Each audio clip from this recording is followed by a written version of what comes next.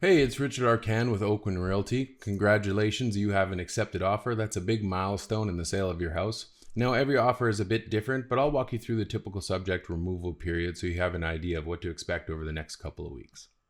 Now, at this point, we've already got an offer, we've reviewed it, and we've accepted it. Now the buyers just have to remove their subjects. When I say remove subjects, I'm referring to the conditions that they've included in their offer. The reason they have those conditions is to allow the buyer to do their due diligence before they have to fully commit to the purchase. Common conditions include financing, legal review, property disclosure statement review, and any other documents they have to review related to the property, inspection and insurance, and of course anything specific to your property.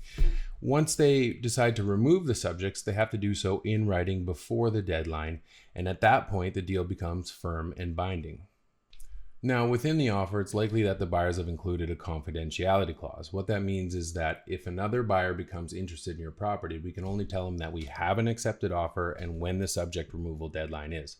Please don't discuss the terms of the sale or the sale price until the subjects have been fully removed.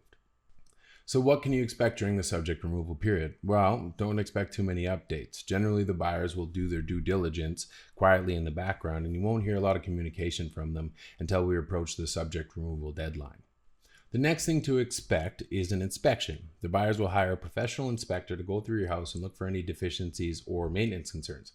It's best that you leave the house at this time to give them uninterrupted access. The inspection usually takes about 3 or 4 hours depending on the size of the house, after which the buyer, the realtor, and the inspector will usually do a short walkthrough to go over any concerns. The important thing to remember is that every inspection will find deficiencies. There's no perfect one, even in a brand new house. So the question isn't whether or not they find something, it's whether or not what they found changes the buyer's decision. Another term we may find in the contract is one granting the buyers more access to the house or another walkthrough. Sometimes it won't be in the contract and they'll ask anyway. The reason they do this is to refamiliarize themselves with the house or bring parents through or take some measurements for furniture they want to order. It's very common and it's best to just stay amiable and give them the time to do the walkthrough. Other important conditions are financing and insurance. Most of the time buyers are pre-approved before they even write the offer, but pre-approval doesn't always mean full approval. Sometimes they'll need a co-sign or they'll lease a vehicle or they get fired from the job and just mess everything up. Other notes would be that lenders often require the bank to get an appraisal to confirm the value of the house. If that's the case, we'll just schedule them in to get the appraisal done. Often buyers will also have to prove that they can get insurance on the home. So older homes that have poly B plumbing, knob and tube wiring, fire burning appliances, or previous insurance claims can also create a bunch of unexpected challenges. Now, financing is the most common reason that deals collapse. If that's the case, we can't really expect too many details because financial information is protected and confidential. Now, there may or may not be a term or condition in the contract that requires the seller to do something like providing strata docs or surveys or getting the septic tank cleaned out and inspected. Often, the buyers or the realtor will think of questions after the fact, so they may request utility bills or paint color codes, receipts for renovations, or even to keep some of the furniture. These are things that weren't included in the contract.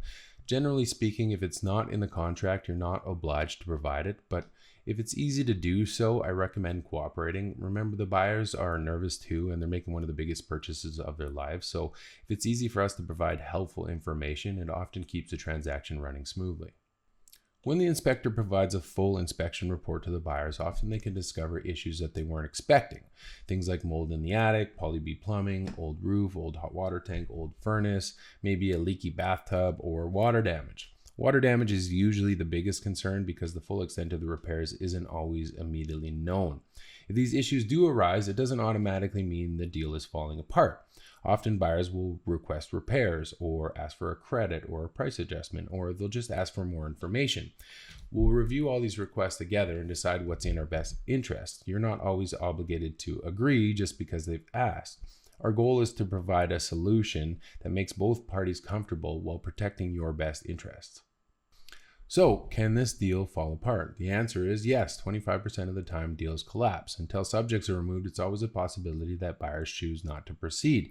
The most common reasons are financing, inspection findings, insurance issues, or concerns discovered during document review. So it's best not to get too attached to this offer until subjects are removed. Likewise, I wouldn't make any irreversible plans like booking movers or major financial decisions until the deal is firm and binding. Sometimes buyers will simply ask for more time. They need to get their financing order or receive documents that haven't yet come in.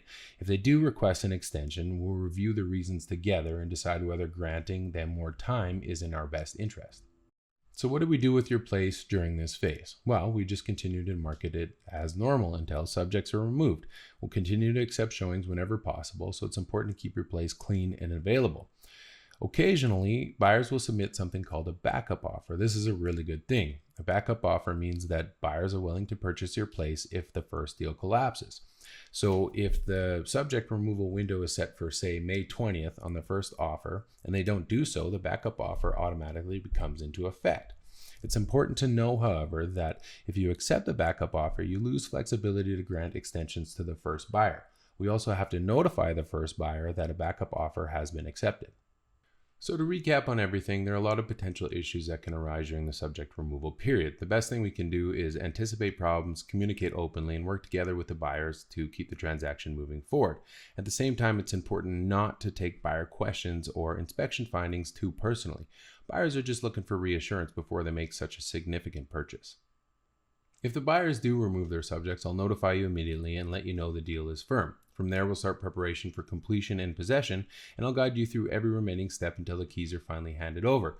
Every transaction is different, and we'll discuss anything specific to your offer in detail, but hopefully that gives you a clear understanding of what to expect during the subject removal phase. And that's the end of this video. Of course, if you have any questions, feel free to call or text me anytime. Thanks so much for watching. Goodbye for now.